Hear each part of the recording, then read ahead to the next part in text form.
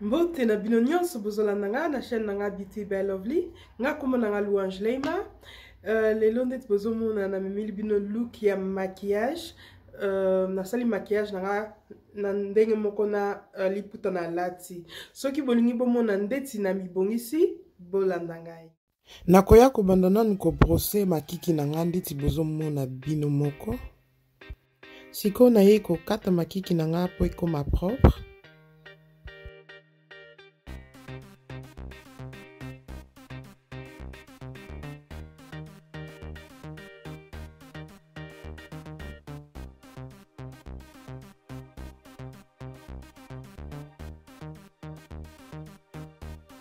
Nakozwa lisusu brosse nanga na ye ko brossango lisusu po ezonga lisusu na forme. Po nakoya ko tracer makiki nanga na ko utiliser crayon moko ya brin. Na bandaka nanu ko tracer ligne moko na C et puis na ko tracer pe ligne mususu likolo. Après wana nde nakoya ko colorer yango na kati kati. Bandeko nanga, il faut vraiment kozwa temps na yo ya kosala makiki na yo bien parce que makiki yango na nde bongisaka vraiment elongi. Soki makiki na yo eza bien elongi no pe ekobonga ekobima kitoko makasi. Donc bandeko nanga bozwa temps na bino vraiment pona kosala makiki na bino. Ndeti bozomona sikoyo na silisi ko tracer après na yo kozwa susu brosse na yo ko brossango pe lisusu bien. Siko nazwi concealer nanga na brosse nanga ya concealer na ko tracer lisusu baline na makiki nanga po na ebonga lisusu kitoko makasi. Concealer na utiliser eza concealer ya Hema, mais koko utiliser concealer nyonso oyo eza nango mais ezala moins clair koleka couleur na yo moko.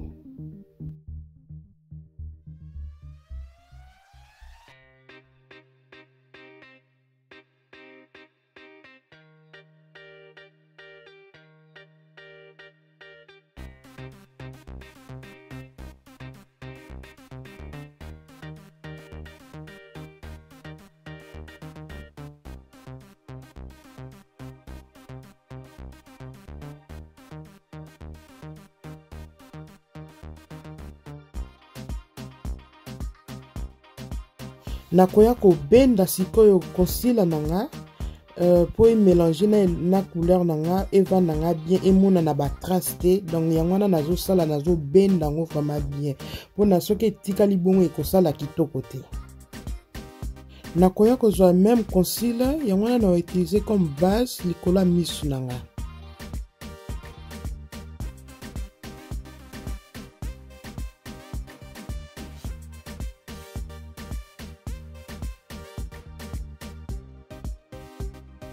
Oh, pe nakoya ko benda ngo bien po evanda nga bien.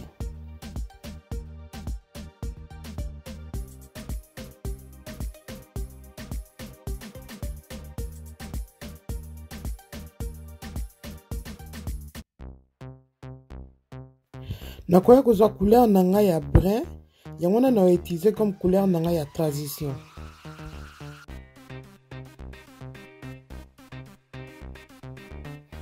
Nakoya ko benda couleur oyo vraiment bien likola misu nanga. Bandeko nanga secret ya maquillage ezalaka faut ko benda ngo bien. Sikoyo nakoya kozwa couleur moko ya mauve rose na yebi vraiment te soki na benga ngo rose to mauve.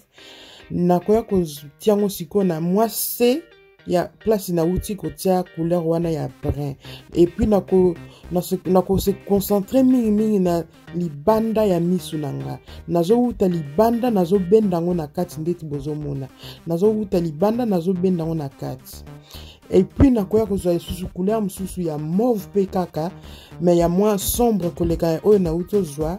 Nazo banda kaka libanda nazo benda na kati. Libanda nazo benda na kati. Nazo mélanger ba couleur wana ndeti bozomona. nakoya kozwa siko brosse na nga na utilizaki wana ya kobenda nakotia couleur te nakozwa ngo kaka bongo nazobenda ba couleur nyonso nazomélanger ba couleur nyonso siko nakozwa lisusu couleur mosusu mpe kaka ya mauve mais ya siko sombre lisusu makasi nakotia ngo na ndeti nawutai kaka kolakisa libanda ozokota na kati libanda nazobenda na kati libanda nazobenda na kati.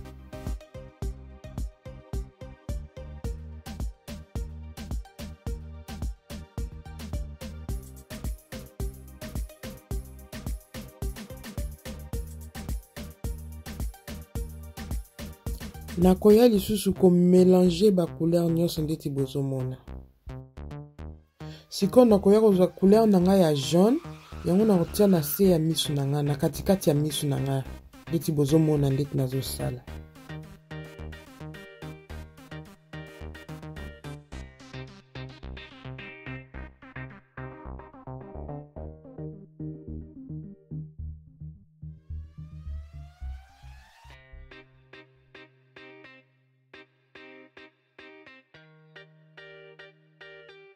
nakoya kozwa lisusu mauve wana na utilizaki yango nakotia lisusu libanda ya misu na nga nazobenda na kati sikoyo nakozwa couleur moko ya gold yango wana nakotia na se ya makiki na ngai.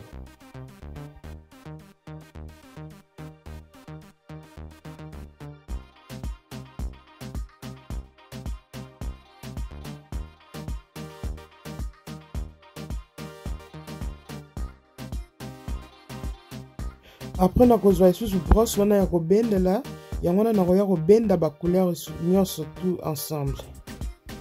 nauti kotia déjà ba fossile na nga sikoyo nazwi crayon na nga ya noir yango nakotia na se ya misu na ngai ndeti bozomona bino moko.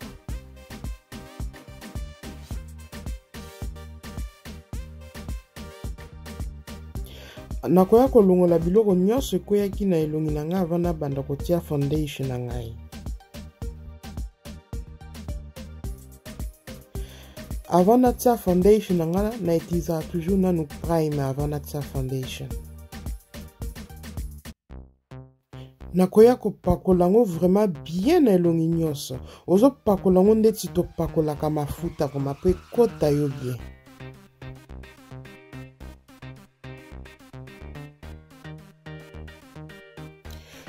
nakoya komélanger foundation na nga ya Hema na foundation na nga ya MAC. bamama ndeti bozomona nazopakola fond de teint na nga nazobenda ngo te me nazobeta ngo na elongi nabenga ngo kaka bongo nazobeta ngo na elongi oyo système oyo ezalaka bien surtout soki oza na batache ndeti nga naza na mwa batache wana ntango nazobeta ngo bongo ezocamoufle mbala moko batache nyonso ekomonana te donc kobendaka fond de teint na yo te me betaka yango bien na elongi.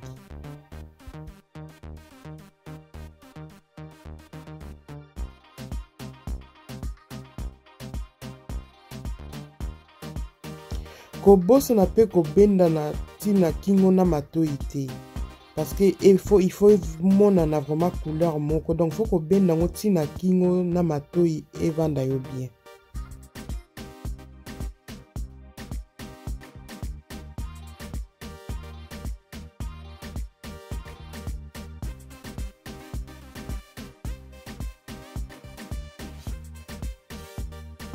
nakoya kozwa concealer wana kaka na utilizaki oyo ya Hema yango nakotia na se ya misu na ngai mpo na lumière kwa nakoya kotia ngo na se ya misu na nga na zolo na nga na mbunzu na nga na kibefu nayebaka pe te so balobaka kibefu to libefu bolandaka bino moko ndeti bozomona bino moko nazobenda pe mbala moko mpona ekauka te soki ekauki esalaka bien te donc nakoma soki natie concealer mbala moko nabendi yango.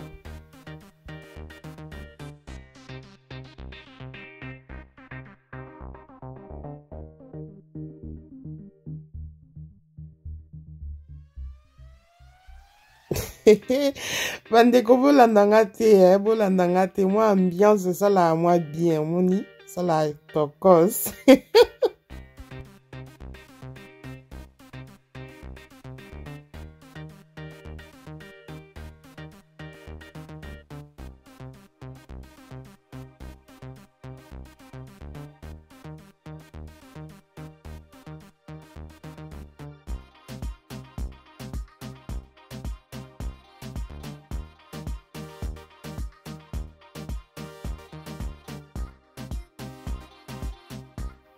nakoya kozwa siko couleur na nga oyo ya brun mpona kocontour elongi na ngai.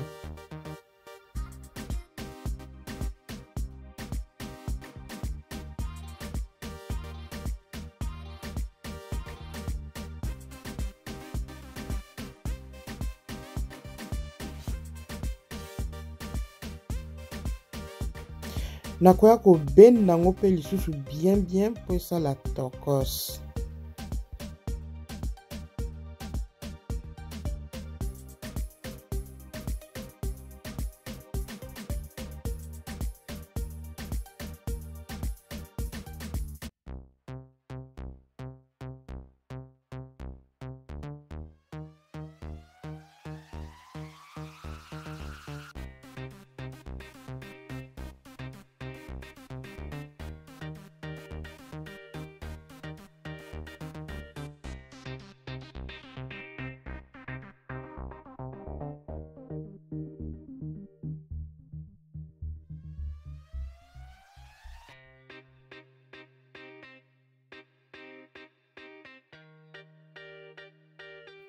nakoya kozwa poutre na nga oyo nakoya kotiango likolo ya place natiaki ba concealer na ngai.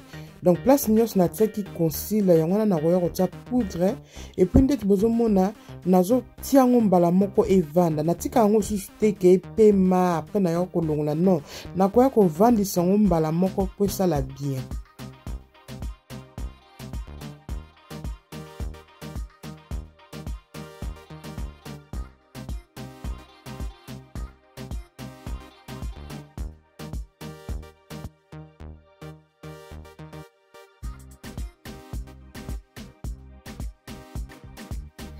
nakoya kotia poutre na nga lisusu na se ya place natiaki contour mpona ebimisa contour na nga lisusu bien.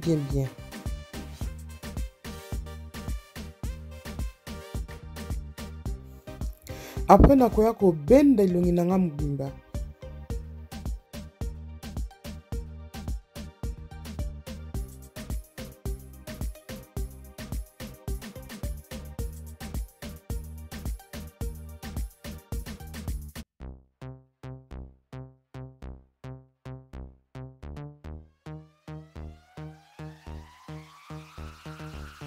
nakoya kozwa blush na nga ya slick yango nakotia na bajou na nga.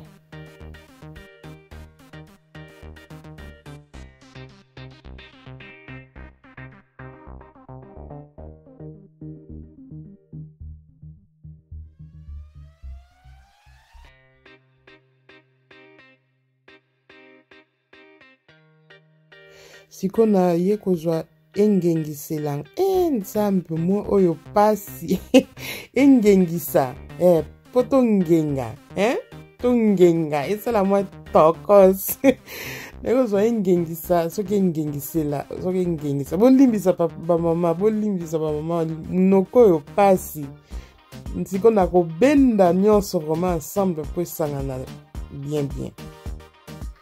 Mpona balèvre na nga nakoya koutiliser deux couleurs. Couleur ya mauve, nakobanda nanu kotia couleur ya mauve, après nakoya koajouter couleur ya rose. Ndeti bomoni.